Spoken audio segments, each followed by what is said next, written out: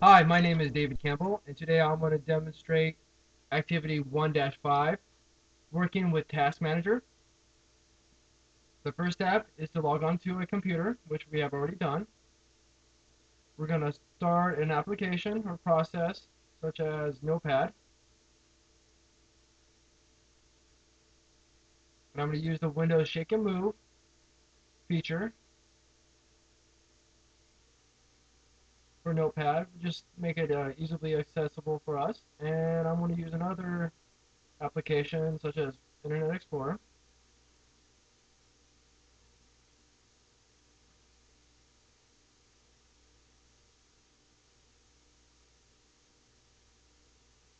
Okay, and let me just type a little gibberish in here in Notepad.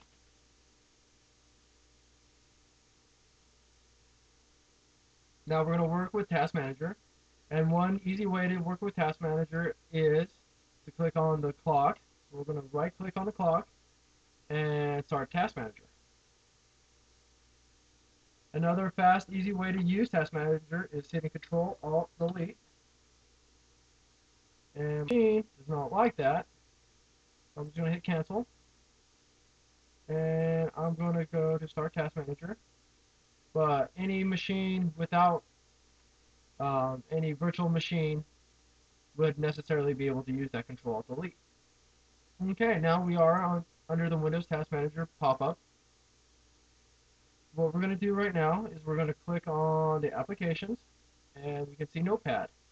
So I'm going to end the task of Notepad, and you're going to see in the back right here it's going to get very clear. So I'm going to end now, and Notepad is gone.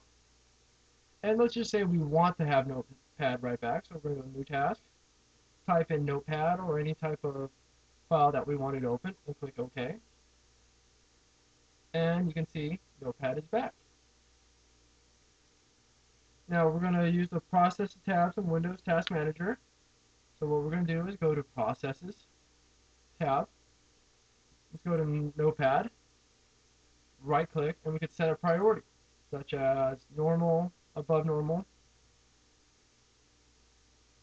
And this will be able to change the default settings to normal. The set priority option allows you to increase or reduce how often the multitasking system pays attention to this process, which is a nice feature.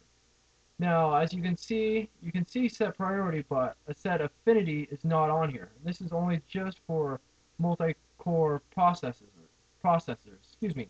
And right now we're just under a virtual machine, and I'm just going to demonstrate that on my computer. So I'm going to the taskbar, and I'm going back to Start Task Manager, and let's see if I have Explorer, and you can see we've got set affinity. And which processes are allowed to run Explorer.exe? All processors, CPU 0 or CPU 1. And we can actually change that if we like. Okay, so I'm just going to click out of this. Now we're going to go right back here. And we're back to Task Manager under the virtual machine. And let's go to Notepad. And we're going to end the process. And as you can see right here, under the CPU utilization right here, you're going to see like a 24 or 14, and Task Manager is taking a bunch of this memory from the CPU. And let's just watch this real closely. You can see Task Manager did a bunch of that. 99% of my CPU was being used up by my Task Manager just to end Notepad.